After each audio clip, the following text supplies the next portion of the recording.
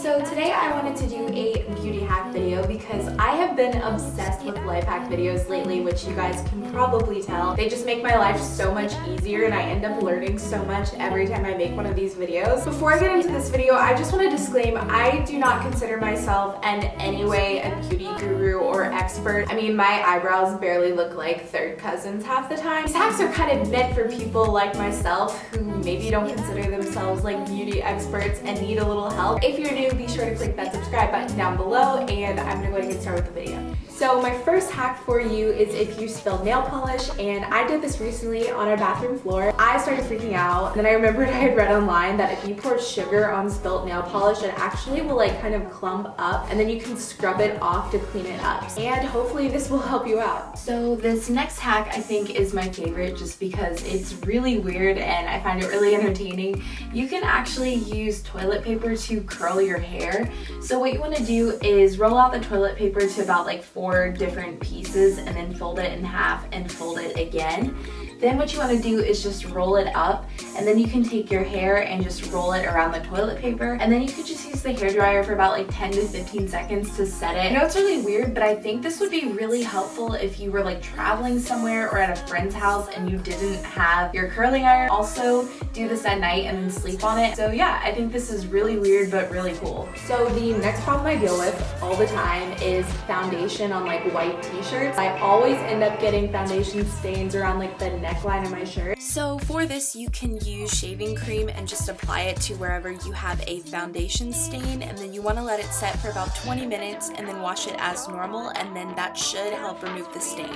So continuing on the trend of being a very messy human, the other thing I do is sometimes when I'm taking off a shirt or something is I get a lipstick stain on it. So if you've ever done this, then one thing you can do to get the lipstick stain out is to actually use hairspray, and then you can remove the stain that way. So let's move on to bras, because I don't know about you guys, but I always have like that favorite bra that eventually kind of starts to turn on me and the underwire tries to like stab me. I mean, like low-key, you should probably just buy a new bra, but if you're really attached to it, Target and I think like a few other places sell adhesive moleskin, which sounds really weird. You can actually use this on whatever part of the bra is starting to stab you and make you really uncomfortable and cover it up, and this will just like make your bra more comfortable. And again, I really recommend this if you just have like a favorite bra and you don't want to get rid of it. When I was in middle school, I was a mess in like 100 different ways. One of the most embarrassing things for me was that I had really bad sweat stains, and I remember my friend would always tease me. And what was worse is that when I washed the shirt and went to wear it again,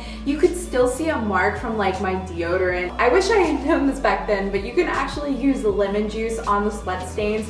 If you're going to wash your shirt, apply the lemon juice first and then wash it, and this should help get the sweat stains out of your clothing. So this one you might have heard of before, but when I heard of it, my mind was just like, whoa. If you have issues either with blisters while you're wearing heels, or if you have a pair of heels that kind of just like slide when you wear them, you can actually use deodorant for this. It will A, help with blisters, and B, kind of give it a little bit more traction. That way when you're wearing them, they're not sliding around as much and then you don't get blisters. So that is something I think is super helpful. So staying on the topic of heels, I know breaking them in can be such a pain. So what you can do for this is you take 2 plastic baggies and fill them up with water, and then you want to put them in your shoes and make sure that they don't have too much air in the bags or too much water, because you really don't need a lot. So once you have them fit just about right, you want to put your shoes in the freezer. And I did this for about like 20 minutes and then I checked on them and just kind of kept going in those intervals, but basically it will help the shoes slowly start to expand. Then you can take the baggies out and your shoes will be ready to wear. So I would recommend doing this on like your lower end shoes. If you have like a really nice pair of like designer heels, I wouldn't try it with this. I would just get them for like the cheaper heels you're wearing for like, you know, a one-time kind of thing. So wrapping this up, I have 2 2 dry shampoo tips for you. Let's say that you don't have dry shampoo already or you just ran out of it. This happens to me all the time. There are a few different alternatives that I've heard of, and I'm gonna test for you really quick. Translucent like setting powder works as well. You can use this just to kind of like dab in and then blend it out with your fingers, and that really helps. I've also heard that ground up really fine oatmeal works too. So you can take just like a little bag of oatmeal, and if the grounds of your oatmeal are too big, you can just use like a food processor to kind of break them up. I used my mom's and it took like 20 seconds. It was really fast. Then you can take the ground up oatmeal and put it in your hair, and I know this is really weird and definitely a last resort, but you just kind of want to dust it and make sure that you have like all the big pieces out, but it does actually work. So if this is like something where you don't have anything else to use, it actually does work. So thank you guys so much for watching. If you have any questions about anything, as always, feel free to leave them down below, and I'll see you in the next video. Bye!